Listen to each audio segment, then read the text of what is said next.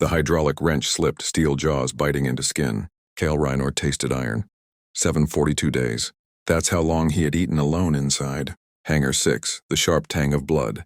Wasn't new, neither was the isolation.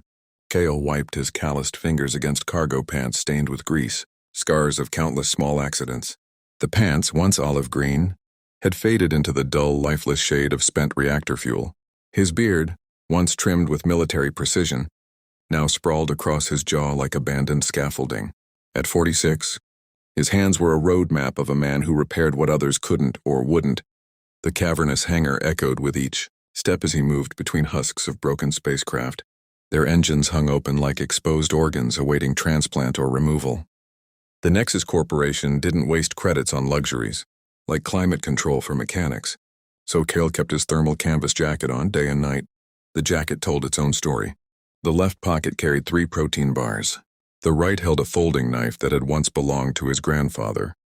The collar was frayed, elbows patched with mismatched synthetic leather, functional, worn, and very much like its owner. Breakfast of champions, Cale muttered, unwrapping a nutrient bar just as the overhead lights snapped to full brightness. 0600 station time, another day spent trying to resurrect dead ships. The bar tasted like sweetened cardboard still. An upgrade from yesterday's flavorless brick. Hangar 6 lay on the outermost ring of Waypoint Station, far enough from the administrative hub that management rarely made inspection visits. Cale preferred it this way. Before his reassignment, there had been hearings, interrogations, and whispers about the Europa incident. Out here, there were no questions. Just silence, broken only by the occasional system ping when another wreck needed salvaging. "Incoming," chirped the automated system, its cheerful feminine voice absurdly out of place in the hollow hangar. Moments later, the massive bay doors began sliding apart. Atmosphere retention fields shimmered blue as a towing. Drone guided the newest derelict inside. The ship was a Men 9 courier vessel, its hull scorched black along the starboard side. Cale's eyes scanned the damage instantly, his mind cataloging details with mechanical precision. Not a reactor breach, more likely a proximity detonation. Military. The markings had been hastily painted over, but Cale recognized the distinctive curve of the stabilizer fins. This ship had once belonged to Navy. Intelligence before someone had tried. Very hard to erase that fact. The tow drone detached and drifted out, leaving Cale alone with the damaged vessel. His communicator pinged. Hangar 6, priority restoration. Timeline, 5 days.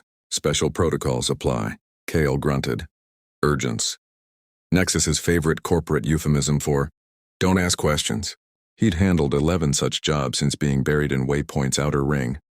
They always came with sealed protocols, scrubbed data cores, and tight deadlines. They never came with explanations. He approached the courier, running his fingers over the scorched hull. The metal was cold, the damage at least a few days old. The hatch controls were fried, but that was an easy bypass. Cale pulled his toolkit from the side cart and went to work. By mid-morning, he had forced access to the courier's maintenance systems and run preliminary diagnostics. The ship's AI core was offline, standard procedure for any urgence.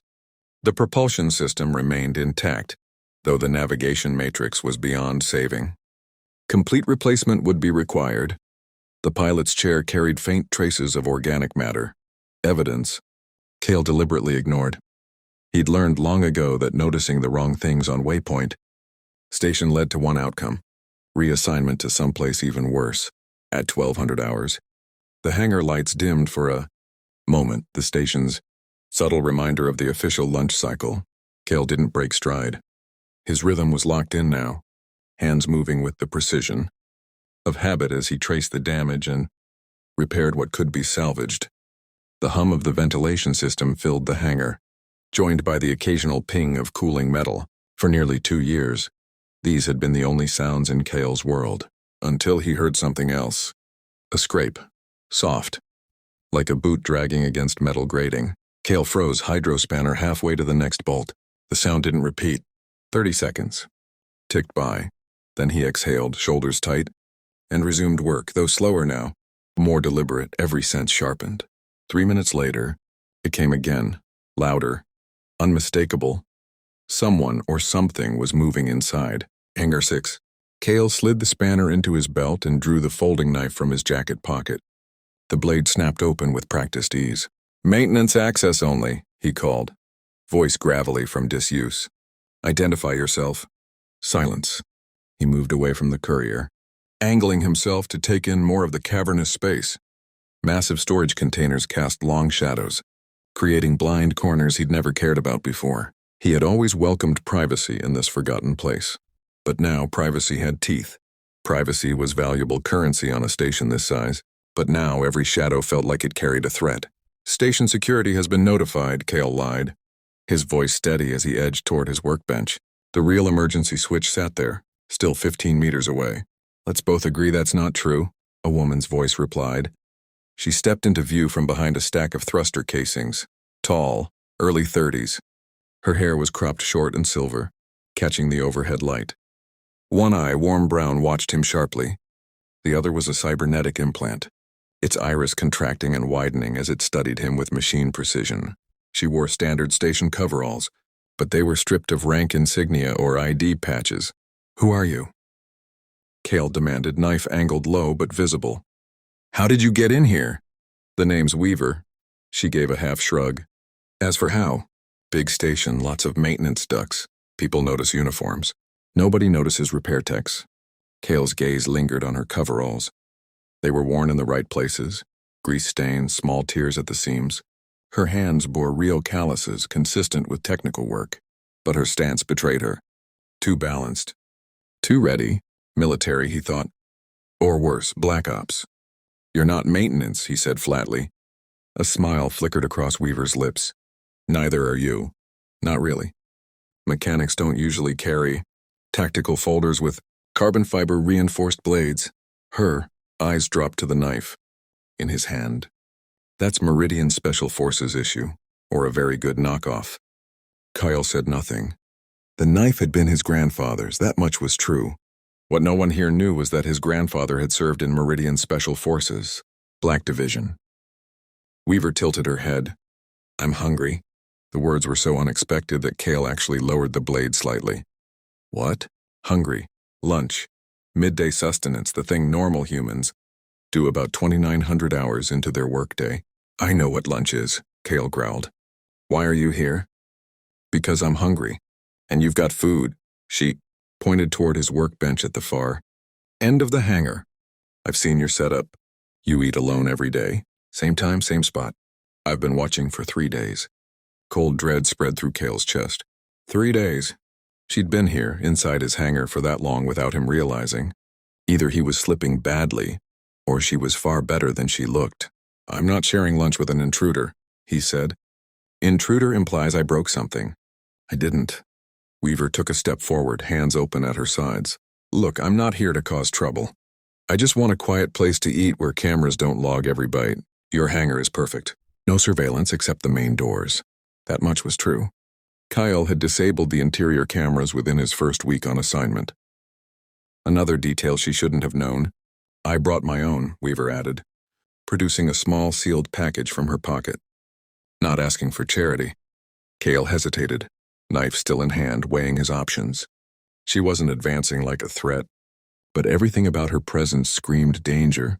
There was no doubt Weaver was dangerous. But if she'd wanted to kill him, she'd already had 3 days to do it. His curiosity, dormant for far too long, stirred reluctantly. "Fine," Kyle said at last, folding the knife but keeping it in his hand. "But we eat at my bench where I can see you." Weaver nodded. Reasonable.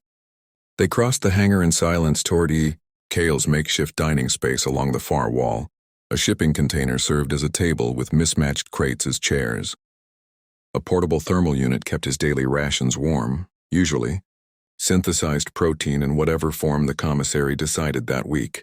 Today it was synthetic meatloaf with reconstituted potato analog. Cale spooned the meal onto a metal plate and sat on the crate that gave him a clear view of both the hangar doors and the scorched courier vessel. Weaver unwrapped her own bundle. Inside was something shockingly rare, genuine bread and slices of preserved meat. The aroma alone made Cale's meal seem even less appetizing. "Real bread?" he asked before he could stop himself. "Baked this morning," she said, tearing a piece free and offering it across the crate.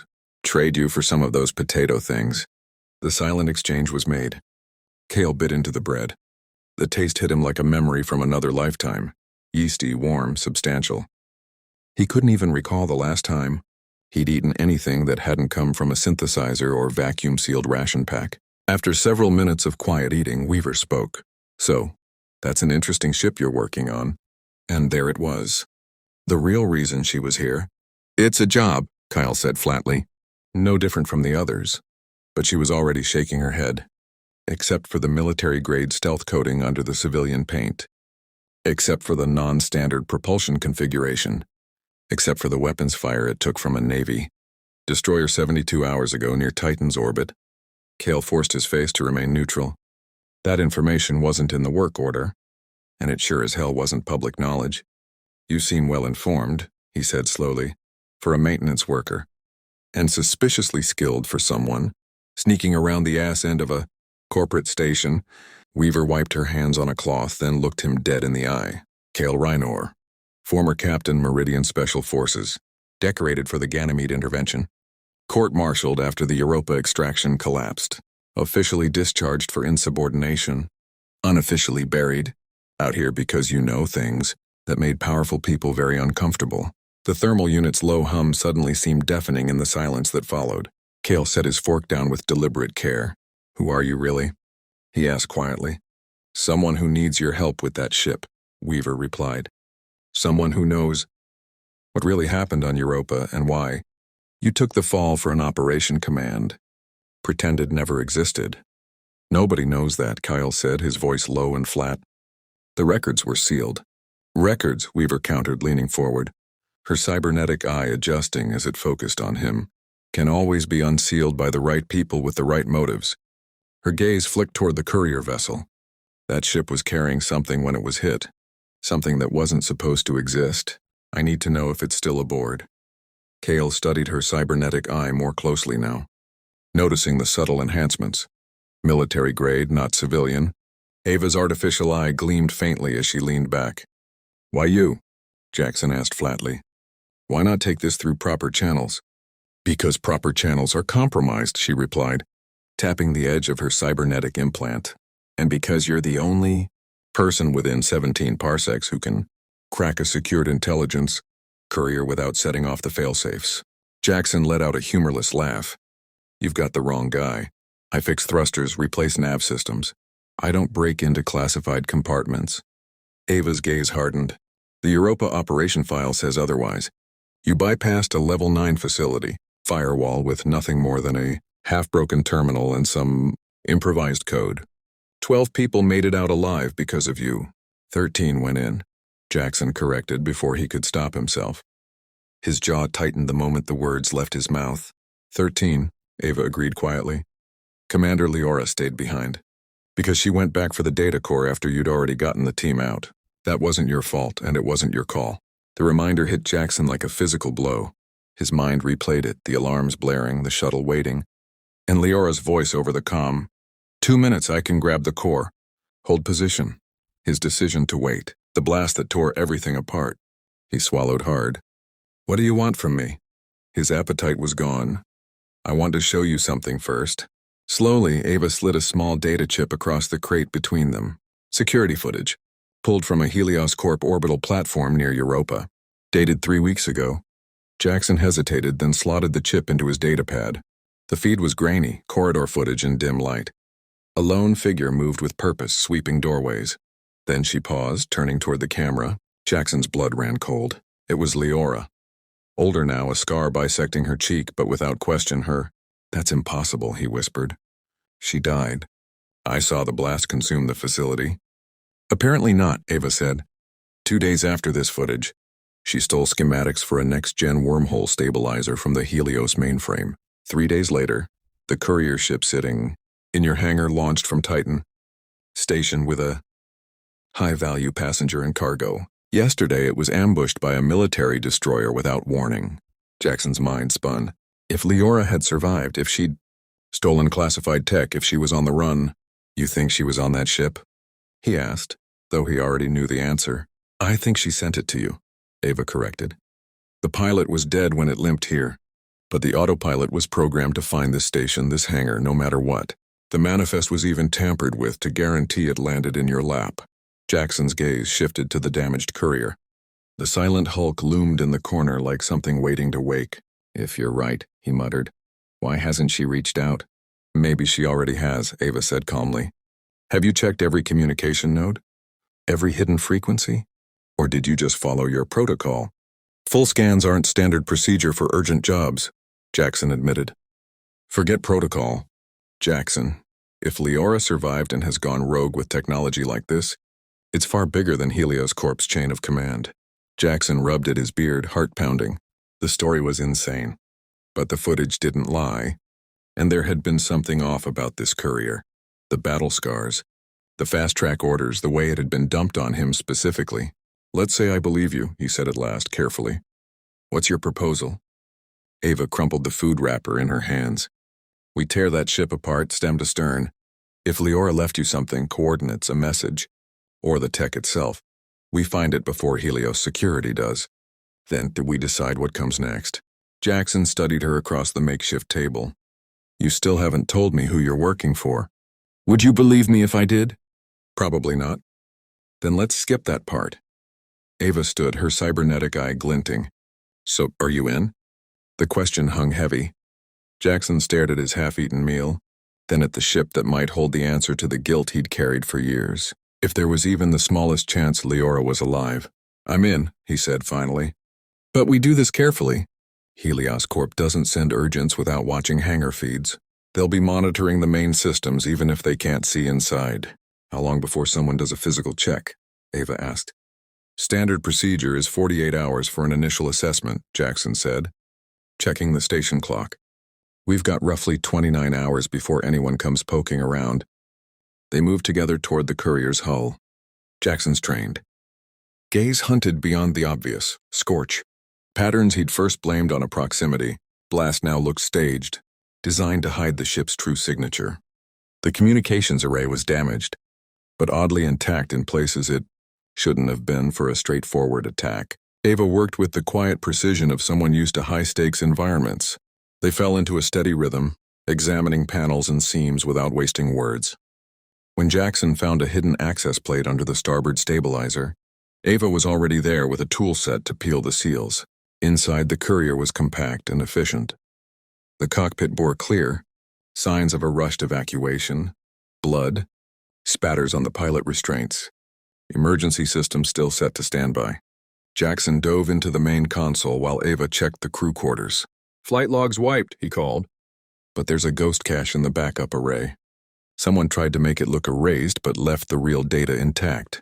"Classic Vera," Ava said from the narrow corridor. She always built backdoors into her ops. Jackson's fingers moved over the interface with muscle memory. Leora Vera had taught him these systems. Her coding style was a signature, efficient, elegant, with unconventional workarounds for military-grade encryption. On his third pass, the ghost cache unfurled. Compressed telemetry, coordinates, navigation markers, and a bundle of video files. He siphoned them to an encrypted drive just as Ava returned to the cockpit, holding a small metal cylinder. "Found something," she said, showing the device. It was a biometric secure intelligence. Container, military grade, designed to open only to pre-authorized genetic signatures. "Whose biometrics?" Jackson asked. Ava set her thumb to the scanner. Nothing. She handed the cylinder to him. "Your turn." Reluctantly, he laid his thumb against the cool metal. For a breathless moment, nothing happened. Then a soft click and a faint hiss as the seal released. Inside sat a data crystal and, surprisingly, a folded scrap of paper with handwriting on it. Jackson unfolded the note and read aloud, voice low. "Trust no one until you see the footage. Not even the messenger." The script was unmistakably Leora Vera's. Jackson looked up and found Ava strangely still. "Messenger?" he echoed. Ava's face didn't change. "Play the crystal." He did. The crystal's feed resolved on his datapad to reveal Leora Vera's face. Older, harder, a pale scar running from temple to jaw, but alive. "Jackson," the recording began. "If you're watching this, the courier made it to you. I don't have time for pleasantries, so I'll be blunt. Everything you were told about Europa was a lie. That facility wasn't a terrorist cell. It was a Helios Corp black site, developing illicit wormhole tech. Our mission didn't have Meridian commands. Blessing. It was a corporate extraction disguised as a military operation. Leora glanced over her shoulder as if checking she wasn't being overheard. I didn't die in the blast. They took me. They needed someone who knew the math, and I was convenient. Her voice went colder. For 3 years, I was forced to develop the Helios Horizon project under duress. 2 weeks ago, I finished a prototype, a portable wormhole stabilizer, capable of bypassing standard transit choke points. The recording cut, then resumed with technical overlays and coordinates. Leora's tone was urgent. I hid a copy of the prototype's core sequence and key schematics, where only someone who'd worked on the systems with me would think to look. If you find this, it means I got the courier out. If you are still wearing that old knife, Jackson, it means you might still be the only one who can get inside the secure container without tripping failsafes. Jackson's hands were steady, but the air felt thinner. Ava leaned forward. 2 days after the footage, she pulled full schematics from the Helios mainframe. 3 days later, this courier left Titan with a high-value passenger and cargo. Yesterday, a naval destroyer ambushed it without hail. Jackson stared at the battered hull as if it had become a living thing. Silent. Heavy, possibly hiding a weapon or an answer. If she survived and took the tech, why route it here? Why my hangar? She didn't just route it here by accident, Ava said. The pilot died in the strike, but the autopilot was programmed to find Waypoint Station and home in on this hangar. The manifest was altered so the ship would be diverted to you. So she expected me to be here, Jackson murmured.